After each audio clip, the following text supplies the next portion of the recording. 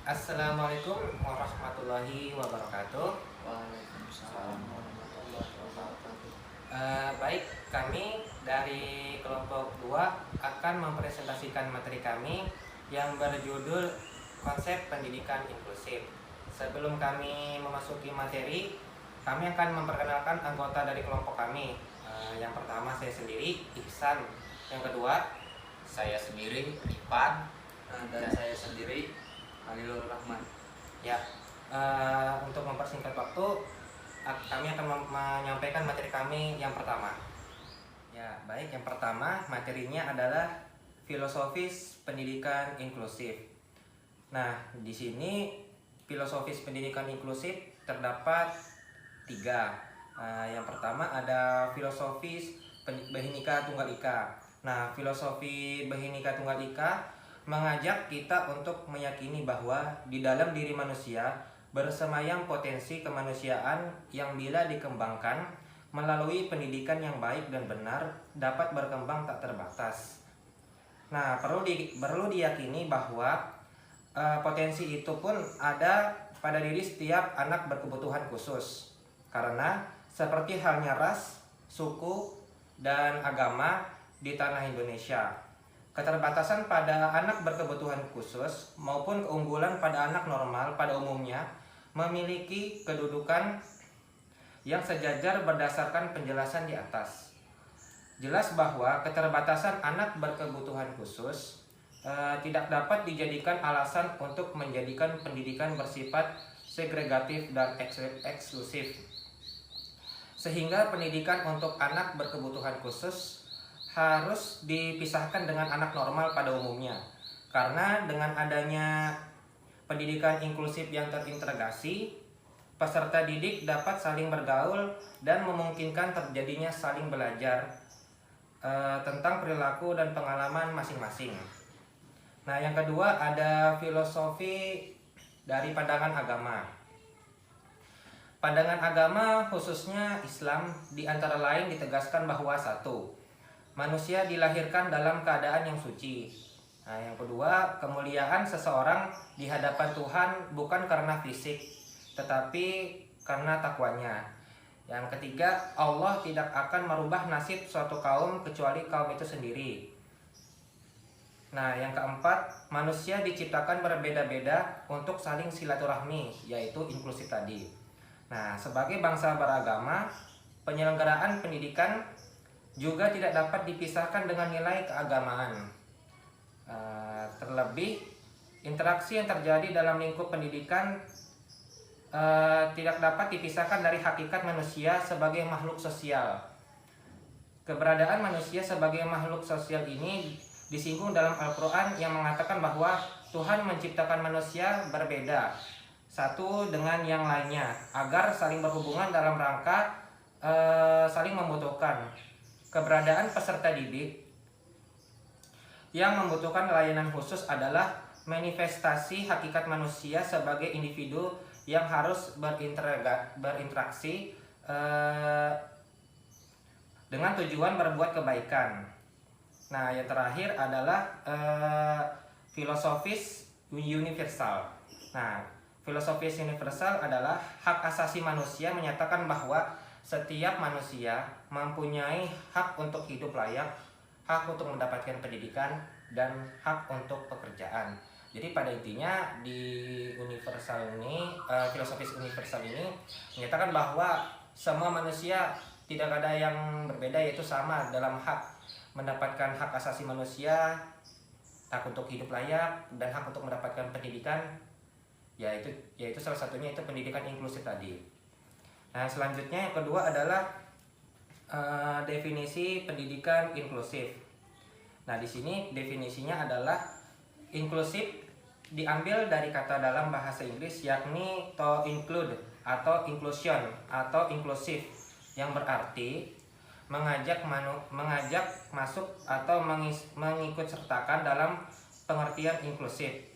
Yang diajak masuk atau yang diikut sertakan adalah menghargai dan merangkul setiap individu dengan perbedaan latar belakang, jenis kelamin, etnik, usia, agama, bahasa, dan budaya. Pendidikan inklusif adalah pendidikan yang terbuka dan ramah terhadap pembelajaran dengan mengedepankan tindakan menghargai dan merangkul perbedaan. Untuk itu, pendidikan inklusif dipahami sebagai sebuah pendekatan yang berusaha mentransformasi sistem pendidikan dengan meniadakan hambatan yang dapat menghalangi setiap individu siswa untuk berpartisipasi penuh dalam pendidikan yang dilengkapi dengan layanan pendukung. Merupakan perubahan inklusif merupakan perubahan praktis dan sederhana yang memberi peluang kepada setiap individu dengan setiap perbedaannya untuk bisa berhasil dalam belajar. Perubahan ini tidak hanya menguntungkan individu yang sering tersisihkan seperti anak berkebutuhan khusus, tetapi semua anak dan orang tuanya, semua guru dan administrator sekolah, dan setiap anggota masyarakat dan lingkungannya juga mendapatkan keuntungan dari setiap perubahan yang dilakukan. Selanjutnya ada konsep dasar pendidikan inklusif. Yang pertama adalah pengertian pendidikan inklusif. Sudah saya jelaskan tadi dari materi yang kedua tadi dari definisi. Yang selanjutnya adalah tujuan pendidikan inklusif. Yang pertama ada memastikan bahwa semua anak memiliki akses terhadap pendidikan yang terjangkau, efektif, relevan, dan tepat dalam wilayah tempat tinggalnya. Yang kedua, memastikan semua pihak untuk menciptakan lingkungan belajar yang kondusif agar seluruh terlibat dalam proses pembelajaran. Yang selanjutnya, yang ketiga ada aspek yang terlibat. Yang pertama ada restrukturisasi budaya, kebijakan dan praktik untuk merespon keberagaman siswa dalam lingkungan. Yang selanjutnya ada pembelajaran dan partisipasi semua anak yang rentan akan tekanan eksklusi. Eksklusi adalah bukan hanya siswa penyandang cacat. Selanjutnya ada prinsip pendidikan inklusif. Yang pertama ada terbuka, adil, tanpa diskriminasi. Yang selanjutnya ada peka terhadap setiap perbedaan, berpusat pada kebutuhan dan keunikan setiap individu peserta didik. Inovatif dan fleksibel. Kerjasama dan saling mengupayakan bantuan. Yang terakhir ada kecakapan hidup yang mengefektifkan potensi individu peserta didik dengan potensi lingkungan. Yang kelima ada prinsip-prinsip penyelenggaraan pendidikan inklusif. Yang pertama ada pendidikan yang ramah. Yang kedua ada mengakomodasikan kebutuhan. Yang ketiga ada mengembangkan potensi peserta didik seoptimal mungkin. Yang terakhir, yang keenam ada faktor-faktor yang mempengaruhi keberhasilan penyelenggaraan pendidikan inklusif. Yang pertama ada aspek rasional, aspek ruang lingkup, aspek kecepatan bertindak, dan aspek sumber daya. Itu saja materi dari saya. Materi selanjutnya akan disampaikan oleh Saudara Rifan. Ya baik, di sini saya melanjutkan materi dari Saudara Isan. Materi berikutnya yaitu tentang konsep keberagaman.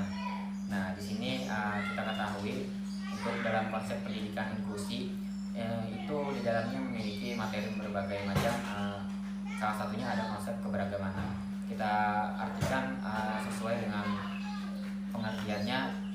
Konsep keberagaman itu adalah konsep kebutuhan yang memang harus dikhususkan untuk peserta didik dari peserta didik yang harus untuk diketahui intelijensinya dari kelompok-kelompok yang kecil kayak gitu, termasuk dalam golongan seperti itu. Nah, jadi untuk kelompok yang sudah termasuk dalam tes itu maka diberikan konsep keberagaman. Nah, di sini konsep keberagamannya itu memiliki poin-poin pertama, kelas dengan kondisi peserta didik yang beragam. Nah, di sini guru dan peserta didik memahami materi cara mengelompokkan peserta didik. Nah, Nah, jadi itu peserta didik harus dikelompokkan agar untuk bisa saling menyesuaikan keberagamannya. Nah, dan yang kedua, keberagaman datang dari hasil penilaian yang efektif dan terus-menerus dari kebutuhan belajar peserta didik. Yang ketiga, semua peserta didik mempunyai pekerjaan yang sesuai. Nah, jadi maksudnya dalam kelas yang bervariasi, tujuan guru adalah agar setiap didik merasa tertantang terus sehingga pekerjaannya menarik. Nah, dan yang keempat, guru dan peserta didik dapat bekerja sama dalam pembelajaran. Nah, jadi antara guru dan peserta didik itu harus membangun sebuah interaksi agar proses pembelajaran berjalan secara sesuai tujuan. Nah, di sini materi berikutnya yaitu konsep sekolah ramah anak. Nah, jadi konsep sekolah ramah anak dari pengertiannya, konsep sekolah ramah anak adalah sekolah yang secara sadar berupaya menjamin dan memenuhi hak-hak kebutuhan aspek kehidupan anak-anaknya. Nah, jadi di sini sekolah ramah anak adalah bisa dalam kalangan madrasah yang ataupun SD yang nantinya akan menyelenggarakan sekolah ramah anak. Baik, untuk yang kedua ada ruang lingkup sekolah ramah anak. Nah, ruang lingkup sekolah ramah anak ini maksudnya dari sekolah ramah anak itu kita tidak hanya untuk fokus terhadap guru, tapi juga terhadap guru atau sekolah, tapi juga kita tahu kalau bimbingan itu juga berasal dari eksformal seperti keluarga atau lingkungan. Nah, seperti itu. Ada juga berasal dari masyarakatnya yang nantinya bisa menyesuaikan. Nah, yang ketiga itu ada prinsip-prinsip penyelenggaraan sekolah ramah anak. Nah, prinsipnya itu sekolah dituntut untuk mampu menghadirkan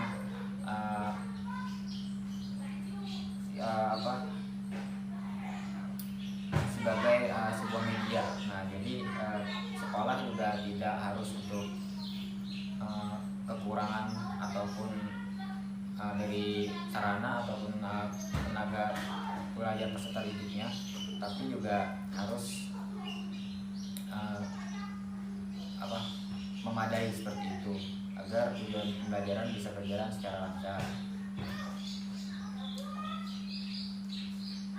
Selain itu, para peserta didik tidak perlu merasa terancam dengan penilaian peserta didik karena pada dasarnya nilai tidak menambah realitas atau substansi pada objek. Nah, itu. Selanjutnya itu ada aspek penyelenggara sekolah ramah anak. Aspek penyelenggara sekolah ramah anak ini harus menciptakan suasana yang kondusif agar anak merasa nyaman dan dapat mengekspresikan potensinya. Nah, di sini dalam aspek penyelenggara sekolah ramah anak memiliki poin-poinnya. Yang pertama ada program yang sekolah yang sesuai. Nah, jadi maksudnya di sini sekolah ramah anak harus menyesuaikan program-programnya untuk bisa berjalan sesuai tujuan. Jadi misalkan sebelum penyelenggaranya itu, saya akan melanjuti pemaparan materi yang telah dijelaskan oleh Saudara Ripan. Poin pertama yaitu konsep inklusif masyarakat inklusi. Inklusi adalah sebuah konsep atau cita-cita yang diharapkan untuk semua orang, namun hanya untuk di kalangan difabel atau penyandang disabilitas saja yang memperjuangkan. Sementara jika konsep insipilitas dan inklusi bisa diterapkan, maka sebenarnya seluruh umat manusia dan masyarakat yang dapat menikmatinya. Selanjutnya yaitu salah satu elemen penting untuk menciptakan konsep masyarakat inklusif adalah adanya sebuah pendidikan. Dalam pendidikan di Indonesia, cita-cita menuju masyarakat inklusif ini sudah tertuang dalam gerakan penguatan pendidikan karakter atau PPK. Hal ini dilihat dari dua nilai utama, yaitu dikembangkan dalam gerakan PPK, yaitu nasionalis dan gotong royong. Dengan dua nilai ini, peserta didik diharapkan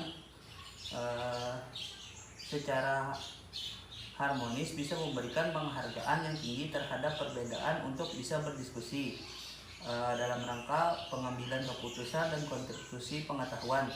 Pembelajaran kolaboratif atau KBERA Nona Berna, Terezini, dan Paratela 1998 tidak hanya bisa memfasilitasi tumbuh kembangnya kesadaran peserta didik dan interaksi sosial, pembelajaran kolaboratif juga akan memberikan tempat bagi perkembangan belajar individu.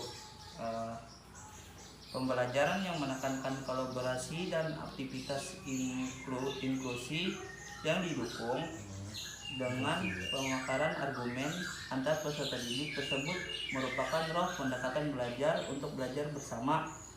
Dengan kata lain, belajar untuk belajar bersama memberikan ruang waktu pendidik untuk peserta didik belajar berkolaborasi.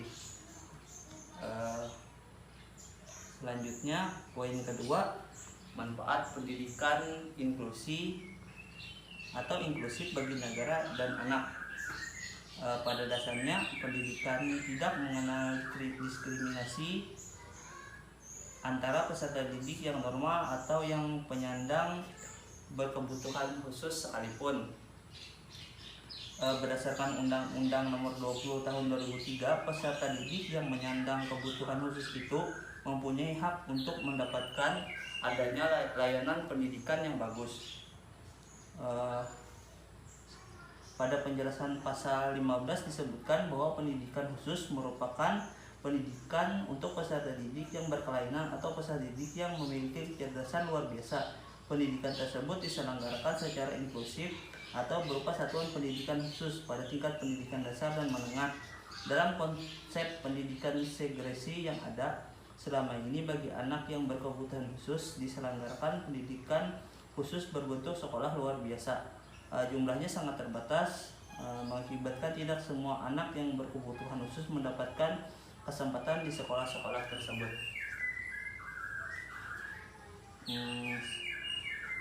Selanjutnya, Undang-Undang Republik Indonesia Nomor 20 Tahun 2003 tentang Sistem Pendidikan Nasional memberikan nuansa lain dalam penyediaan layanan pendidikan bagi anak yang berkelainan. Sekian, terima kasih.